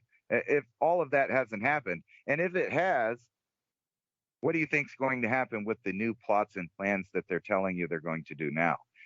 In my opinion, that tells me that they're not. It's not plots and plans as so much as things that they're already implementing, because it seems like by the time they tell the public about a plan, they're already doing it. And I'm sure you saw the whole thing where they want to vaccinate all the bees. So it's every aspect. Hey, Ransom, I'm going to tell you already, people have been having their channels taken down talking about that. Oh, well, they're giving the bees a additive to help them out. I would put it that way. Yeah, additives. That's a great one to use. Yeah, so they're attacking every angle of everything. So there's all your flowering plants and stuff. So even if you're at home, what do we do about that? That's a good question that I've been wanting to ask a lot of people that are greenhousing and farming on their own. How do you stop the progression of the other technology that's out there intermingling with the natural world? And an example of this is, the grains that they were growing, wheat, corn, rice, etc. People had organic farms that were growing heirloom types of corn, rice, wheat, but their fields became changed by an additive by a certain corporation. So in a sense, they couldn't hide from the rollout of this technology. So how are we going to in the future protect these kind of crops from being manipulated in a broad spectrum, like we are being manipulated, because they're adding it to the main food sources that everybody eats? Like regular, everyday, average Joes are just going to the store and they're getting some milk, they're grabbing some beef, a pork chop, they're getting some butter, whatever they're buying. These are all manipulated products at this point. So how do we back out of that all the way? I don't know an Amish farm, right now. I did when I lived other places, but it's hard for me to just go out and say, I need to score some milk and some eggs. And the whole thing's becoming criminal. Back to the egg smuggling. the whole concept that human beings on the planet are trying to find ways to feed themselves for cheaper ways without other people controlling it, and the fact that they're making those criminal activities. And the Amish are a good example. How many times have you seen over the past 20 years Amish people being raided for this, that, and the third? It's scary, is what it is. So where does that put us? We need a renaissance of innovative new ways to counteract the other system. And I don't know how to do that, by myself, but I think trading ideas is where it is. And that little device that you showed that was rotating the plants on a small light source, that's genius. I mean, you're getting all those plants to absorb the same light without them getting in each other's way. So you're getting the maximum output with the minimal effort. And that's what I've been trying to do here just as a hobby, is a minimal effort garden where I'm trying to just grow stuff in every little nook and cranny. Right now I have wild stuff growing everywhere because I just keep dumping seeds. I found a wasabi lettuce outside the other day, and it was delicious. And it was just growing there in a little crack between the bricks. And it was like enough to make a good salad out of, or the salad 2 or 3 times. Yeah, to answer the question for you, I sent you a link for the solar polar fields that are now reversing themselves. So that's kind of interesting, because the solar polar fields, it's a north magnetic hemisphere of the sun, and the southern hemisphere magnetic field of the sun. And once they reverse themselves, that's the signal of the end of the solar cycle, because they're reversing. So the 11-year solar cycle that is only half of the cycle. Yes, indeed, it brings us from solar maximum to solar minimum. But the northern hemisphere and the southern hemisphere only reversed once in the 11 years. If you want to complete the cycle to bring them back to where they were, they have to reverse again, and the north has to start in the north again and end up in the north. If you want to complete one of the cycles, it starts in the north, it reverses with the south. That'll be like one solar cycle 23. And then we'll come to the minimum, and then it'll go back up to solar cycle 24 again. And when it comes down to minimum, like we are, and we started at solar cycle 25, that'll reverse, and that will be back in the same place it was. So the actual real cycle, if you want to keep them same, is 22 years. So when we look at this, see, that's an indicator that the solar cycle's finished and is starting to reverse and go back into a different polarity. Excuse me, I almost fell off my chair there. I have one of those sitting chairs and the arm was off. So what does that tell us? That this solar cycle, if it continues with the fields like they are, would be one of the shortest solar cycles in the last 200 years. But see, that would also be expected coming into a grand solar minimum. So another thing in correlation to kind of answer your question in a roundabout way is, if this reverses itself, the magnetism, the electric field on the sun would be much diminished. The magnetic field would be. So again, that would have an influence on our Earth, which would have a more diminished magnetic field. So you got to wonder how these changes, it's more about how quickly they'll occur. Because, what I'm seeing here, it kind of dovetails into, we've noticed, and we've said this a few times just in passing by accident. I don't know if it was just, we tapped into the ether, but it seems like they're speeding up. Seems like they're on a time clock. Seems like they're going all out for it because there's nothing left to lose. There's a lot of conversation like this. Why is it? Is it that they just got the same information ahead of us a few weeks or months or a year? They have better tech to look out further than what we get publicly? Because the public release of this is off the WSO, solen.info, SOLEN.info. And if you just put in solar polar fields, once you get to the site, it shows, the polar field strength is declining back near, it's almost at zero on the southern hemisphere, reversing, coming to change to be the northern hemisphere. That's at zero, and declining out of the northern hemisphere is at about 22 degrees or so. Now, they don't exactly meet at zero before they cross, but the way it looks, within another month or so, they're going to cross. This is almost a vertical pattern. They're reaching toward each other. But think about completing a circle. Like you got two lines just on the one edge, and it could make a complete circle, and you just draw that one little edge in there, and boom, that's what exactly the same setup it's shown here magnetically. So the reversal should be, where the south started reversing, and that's the craziest thing.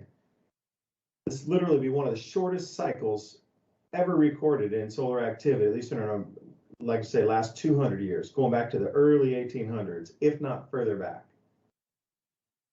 Again, this verifies that we said, well, it seems like the elite or whatever, they're on wow, they just sped everything up. Well, this is what I'm seeing. If I saw this information too, I go, you know what? We're about 3 or 4, maybe even 5 years too short, the solar cycle this time was expected to go all the way until 2025, 26. Well, what if it's now? That's why you see everything seems to be gobbled up so quick, sped up, pushed on the top of it, because maybe they need to speed up 3 or 4 years. Because this solar polar field reversal here, I'm looking at it and going, ooh, that explains why there's in such a fervor to get it done, because the field's just reversed. And once it does this time, even you naysayers out there who don't agree with this grand solar minimum concept, and they're like, no, they said that solar activity is super strong now. Solar cycle 26 and solar cycle 27, unanimously, NASA, European Space Agency, Pulkovo Observatory in Russia, and anybody observing shows that we're heading into a period of 2 solar cycles of extreme low that we haven't seen since the 1600s. Top count for some of the years would be 6 sunspots. Average 6. That's some of the forecasts out in 2030. So when we come into solar cycle 26 and 27, they absolutely know when we go down this one and go into solar minimum, it goes cool, it stays cool. John Casey talked about this and said, yeah, this one will be a short one. If it does come on, it will taper into. So I don't know that, there's too many things that are overlaying that. This is happening faster. It's a much more powerful cycle than even the elite had powered or counted on through their records that they kept.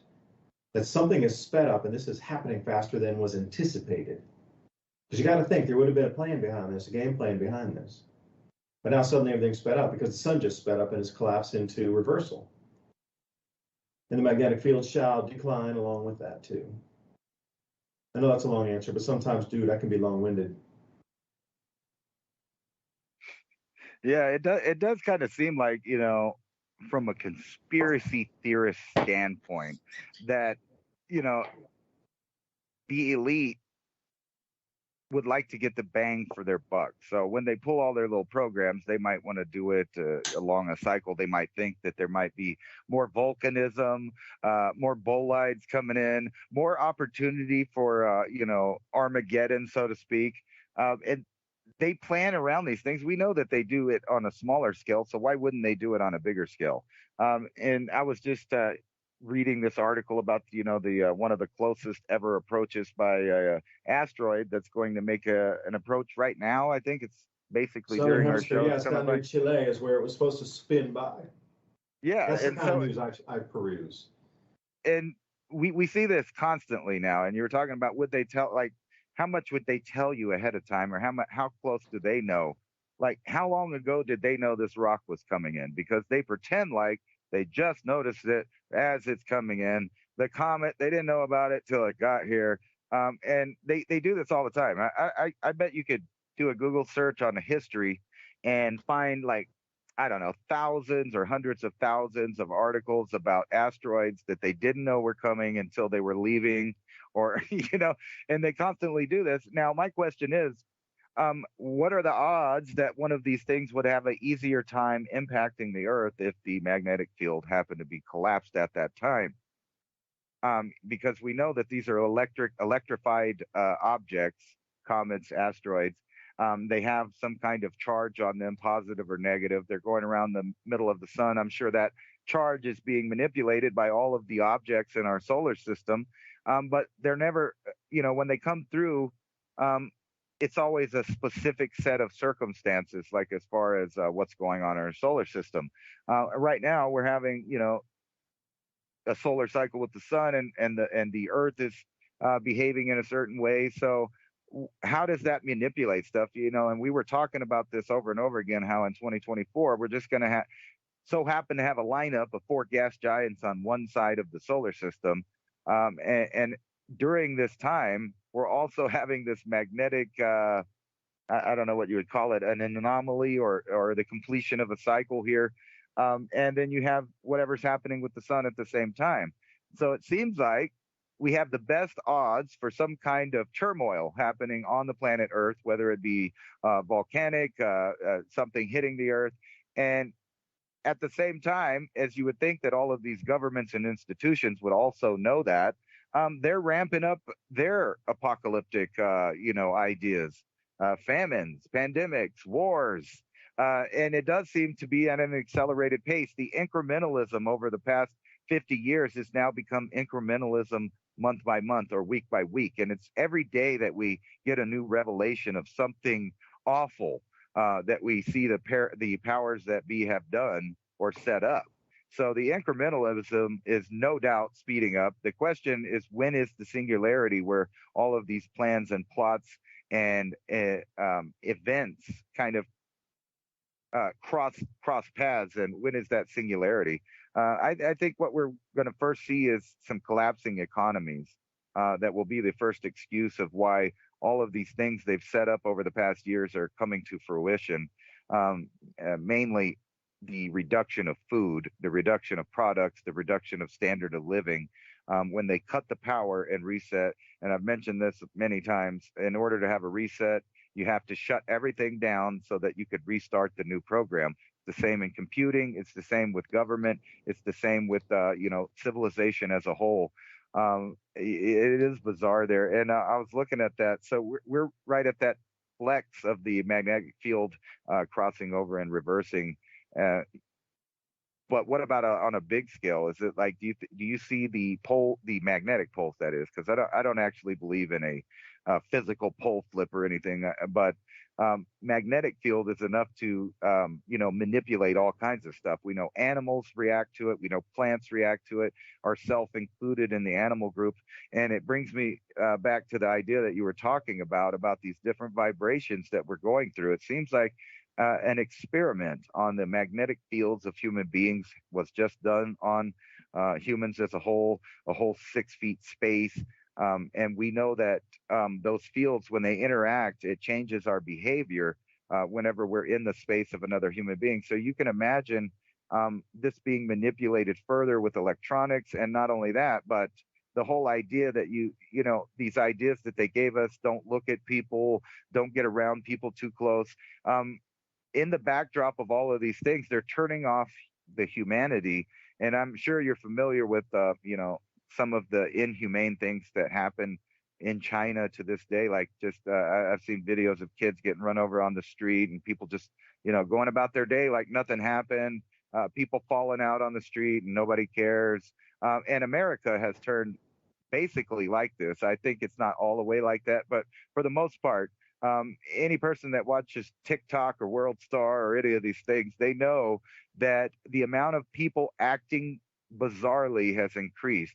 And then you factor in the fact that they're having shortages, maybe on purpose, maybe not, of medical treatments that they've hooked people on for decades now.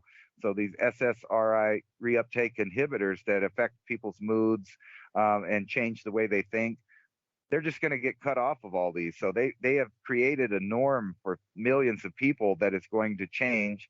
And you were right earlier when you were talking about, we have past the point of trying to just prep for the immediate right now. Of course, it's a good idea to get your things together where you can deal with the situation right now in a hurry. But we're trying to figure out long-term strategies of human civilization, and that doesn't include, just grabbing a bag and going and hoping for the best in the woods. That includes lots of planning on a civilization scale where, like, I know so and so, they do this, I'm going to trade with them, I'm going to keep communication lines open. How do I do that? If the power's out, how do I run these little machines that are helping me do my agriculture when the power's out?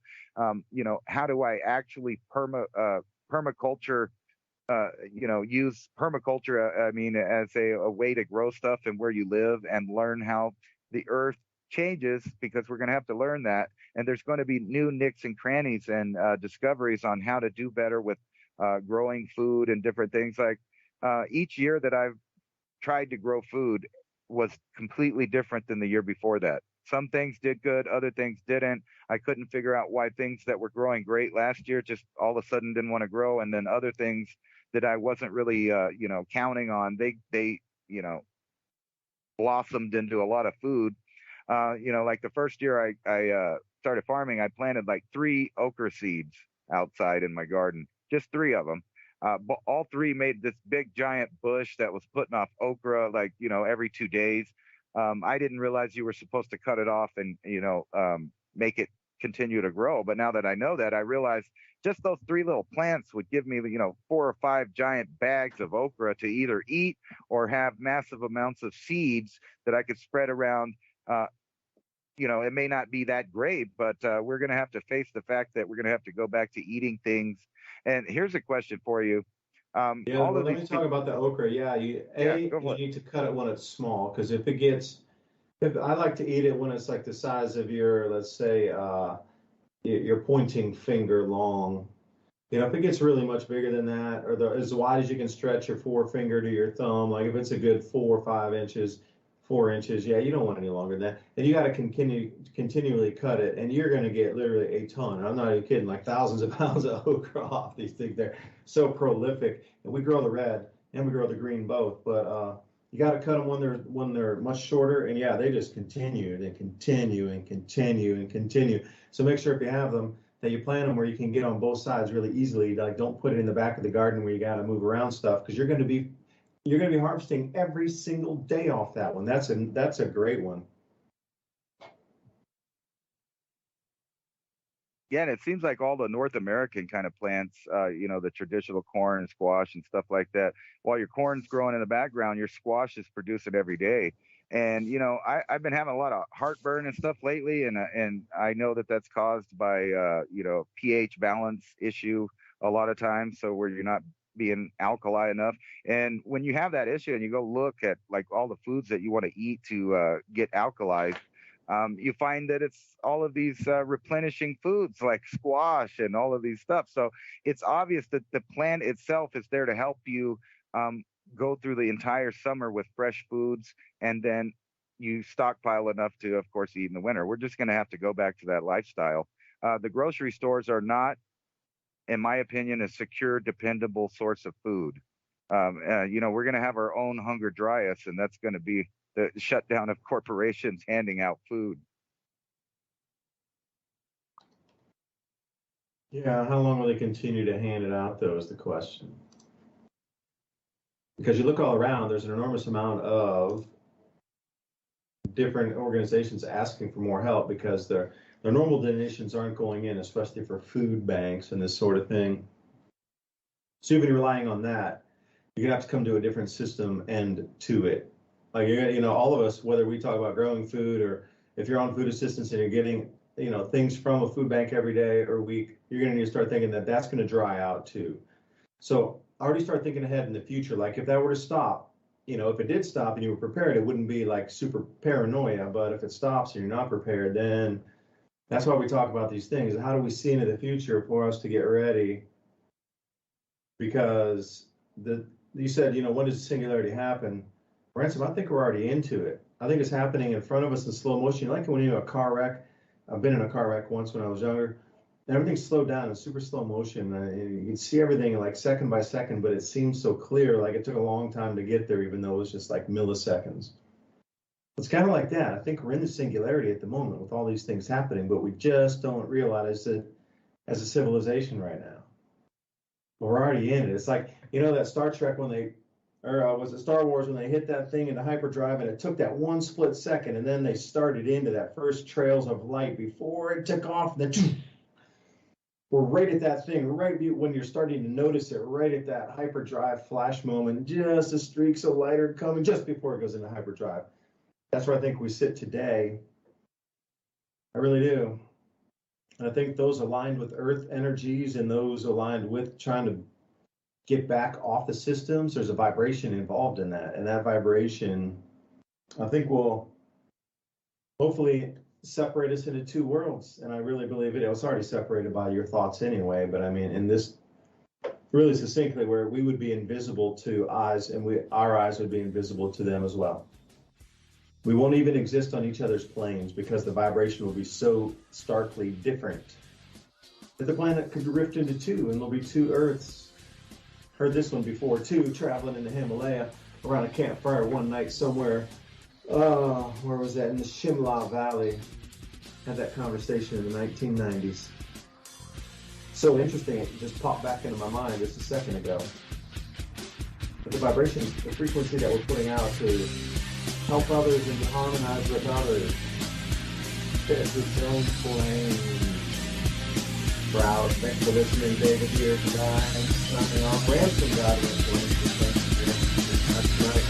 See you next week.